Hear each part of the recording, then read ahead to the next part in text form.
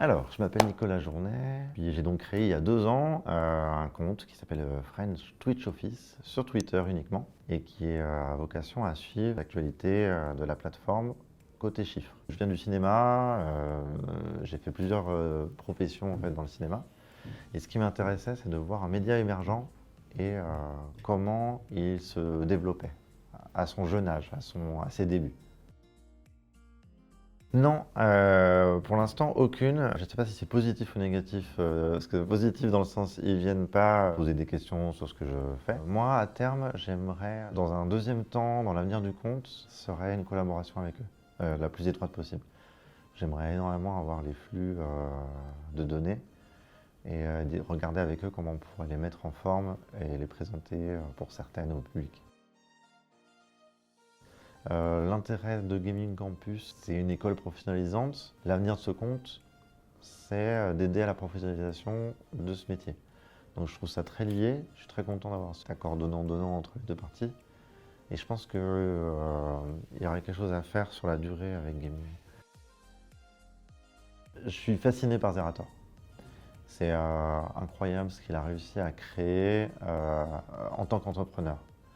En tant que streamer, je n'ai accès qu'à... je ne connaissais pas la période Millennium, je ne peux pas vraiment juger de l'entièreté de sa carrière, mais il a fait de cet outil quelque chose de pertinent. Le fait qu'il crée Unexpected à son studio de jeux vidéo, c'est une belle démarche. Qu'il ait sa boîte de prod, qu'il met au service d'autres streamers pour créer des events, c'est une belle démarche.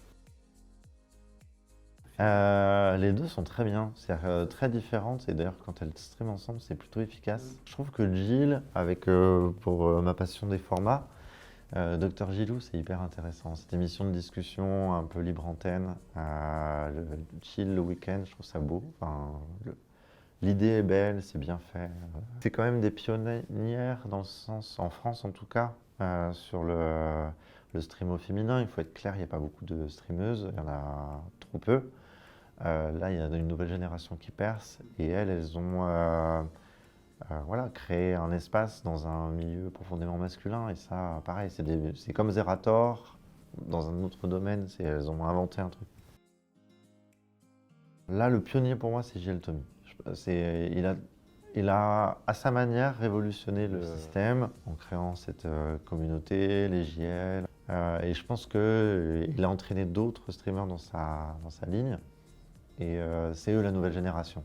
Et là, en termes de stats, pour le coup, c'est lui qui est en tête là, sur l'année 2021.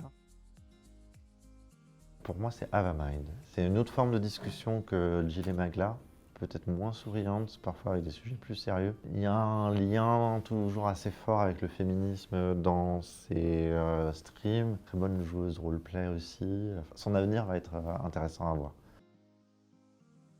C'est juste qu'ils sont arrivés au bon moment, dans un creux où il y avait un besoin, et en fait ils ont pris un marché. La DA et la plateforme en elle-même est remarquable de simplicité. Il y a 4 boutons, c'est très fluide, très vide, et ça va au cœur et à l'essentiel, et c'est ça la force de la plateforme. Mon avis perso, c'est très maladroit de la part de Squeezie et Leclerc. Je pense que c'est une forme de dérive. L'argent, la célébrité, les millions de vues sur YouTube, etc. font typiquement cette mise en avant était très problématique pour moi dès le départ. C'est un host raté, quoi. C'est presque un acte violent de faire monter comme ça quelqu'un et de pas le suivre après et d'attendre qu'en fait il s'écroule lui-même. J'espère qu'ils vont pas le reproduire, pour être, voilà. J'espère que ça leur servira de leçon et qu'ils vont pas refaire ce concept qui est trop agressif quoi, pour les gens qui le subissent. Quoi.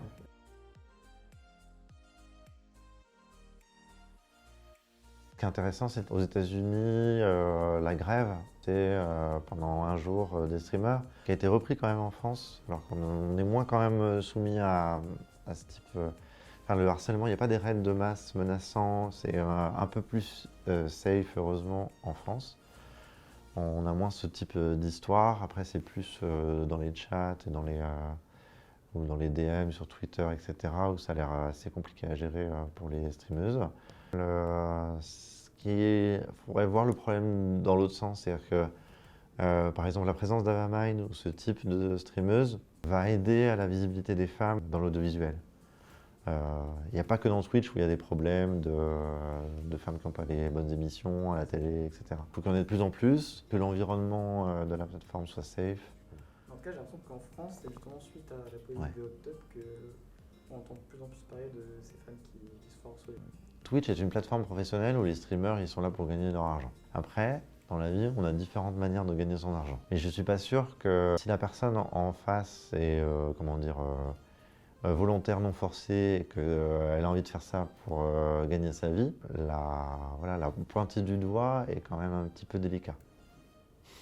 Non, mais de toute façon, moi j'étais totalement partisan du elles font leur vie, on les laisse tranquilles, puis c'est tout. Voilà, après on peut très bien ne pas regarder. Twitch ne pourra pas non plus tout le temps tout régler, sinon ça va être de la censure permanente.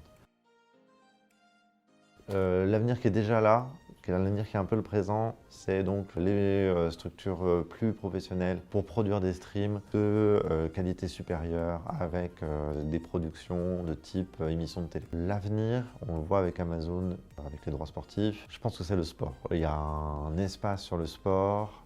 On l'a vu là aussi, la retransmission du débat BFM qui a amené les bans successifs d'énormément de streamers. Il y a des formats qui étaient dédiés à la télé qui vont très certainement passer vers le streaming à terme. L'exemple plus concret, c'est 5 minutes pour moi. Tout à fait. Et je pense que des retransmissions de matchs de foot, faut pas s'étonner qu'un jour il y en ait. Avec Amazon, Twitch, qui a les droits. Et ça va être une plus-value en plus, parce que c'est un dialogue des viewers ensemble sur le chat. Ça va révolutionner la manière de voir un match. Ça serait hyper intéressant à tenter. Alors, regardez ce qui se fait avec un spectre large. Je prends les bonnes idées, j'en écarte d'autres. Et ça, c'est primordial, de voir la phase benchmark. La phase 2, c'est innovation. Ne pas faire la même chose que Gotaga ou que Domingo, même si on est fan. Et une régularité dans les streams, créer des rendez-vous, maîtriser les réseaux sociaux pour agréger une communauté sur des valeurs qui sont propres aux streamers. Se dire, moi, je veux faire ça avec mes valeurs, je trouve un nom à ma communauté, à mes viewers, je leur donne des cadeaux, j'interagis avec eux, je fais des belles alertes Twitch, je mets des beaux émoticônes, je joue le jeu, et je pense que ça peut que marcher. Et s'accrocher, parce que la première période, le premier temps est très long. Merci à vous. Merci à vous.